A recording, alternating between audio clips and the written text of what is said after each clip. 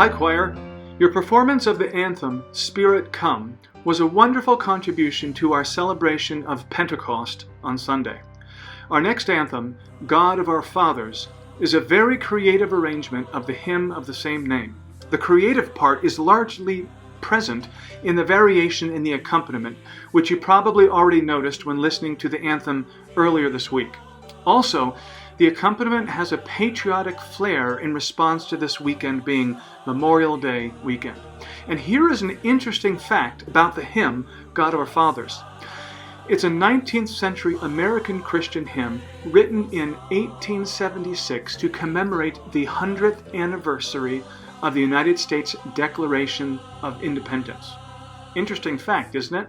But I'm sure you all already knew about it. Let's talk about the music. Form. This piece is in verse form, just a repetition of verses like a hymn, because it actually is a hymn, God of Our Fathers. But because it's arranged as an anthem, the arranger uses tried and true arrangement techniques to keep the piece interesting and dramatically compelling. One feature you will notice is the pattern of beginning each verse in unison and then halfway through splitting into harmony. Here's a quick overview of the form. Verse 1, everyone sings together in unison with the second half of that verse in harmony. Verse 2, women in unison and then in harmony. Verse 3, men in unison and then in harmony. And then verse 4, as you can imagine, full choir in unison and then ending that verse in harmony and adding on a couple amens to send it home. And incidentally, it's nice to sing amen at the end of a hymn. You know, when I was growing up, we sang amen at the end of every hymn. And I'm not sure why this has gone out of tradition. But that's a question for another time. Phrasing and breathing. We will follow the phrasing and breathing recommended by the arranger. Sing 4 measures and then breathe. I have added some squiggly arrows in certain places to remind you to keep singing. And let's look at that real fast. So you can see right here at the very beginning, God of our fathers, whose almighty hand, breathe, leads forth in beauty all the starry land. Breathe, of shining worlds, and you can see that squiggly arrow just to remind you to keep going. And so, you know, most of the piece has this 4-measure phrasing with a breath afterwards.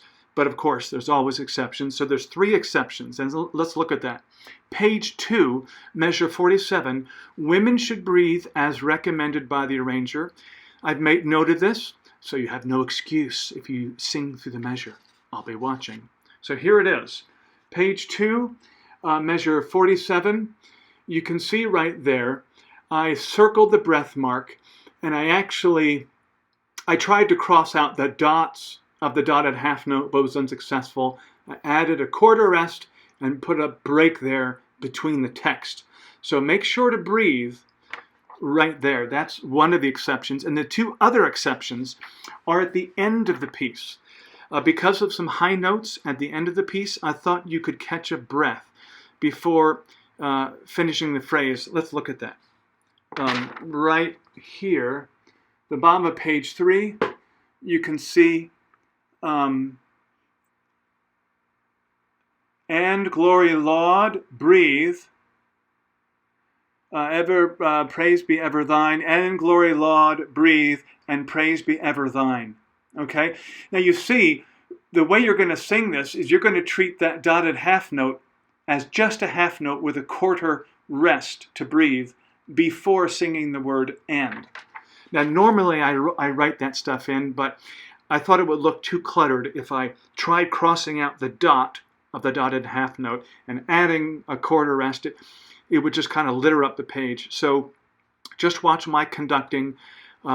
You should be fine. Okay? Legato. There are many instances where you will sing repeated quarter notes. Now this may lead people to sing a little choppy, so be extra mindful about singing legato, which remember is sustaining a full tone from note to note. Remember the difference between sausage singing and legato singing. Sausage singing is like a bunch of linked sausages where you pinch the middle. Like, for example, look at this. We have at the beginning, God of our fathers, God of our fathers who all my... That's sausage singing. You can hear me crescendo, decrescendo, right? Legato means to keep that energy sustained. God of our fathers, whose almighty hand. I just kept the tone going and let my mouth sing those words. So make sure you make an extra effort to sing legato, especially during those quarter notes. Cutoffs. Cutoffs are very clear in this piece. Just make sure you watch me and listen to the section leaders. Dynamics. Very straightforward. Verse 1, mezzo forte. So we start out a nice, strong mezzo forte. Verse 2, when the women sing, that's a women's verse, we go down to mezzo piano. Verse 3, when the men sing, we come back to mezzo forte. And as you could imagine, verse 4, we come to forte. We sing that whole verse forte. And then on the final amen of the whole piece, we use fortissimo. So be mindful of the dynamics, okay? Tempo change. There is a tempo change at the last verse. It broadens out just a bit. Look right here. This is the final verse and the tempo broadens a bit. So make sure that you make that adjustment in your singing. Okay, broaden out that last verse in tempo. Video. Very good job with videos, but I would like to give one more reminder about framing.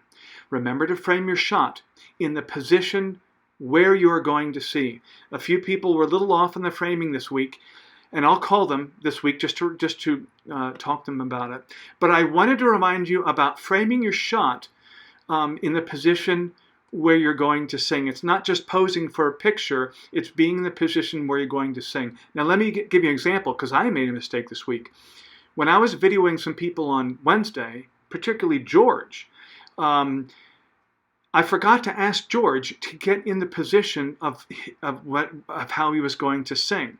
So he's standing there nice and tall, and then when it came time for him to sing after the musical introduction, he leans forward to get close enough to the music to start singing.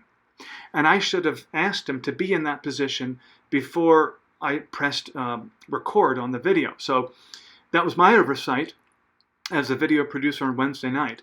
And so, George, I hope I didn't embarrass you. I was just giving a tangible example.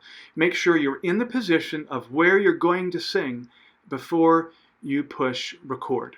All right, that's it. Enjoy making your video, and remember to lift up in prayer our country and its leaders. Okay? Bye-bye, and have a great week.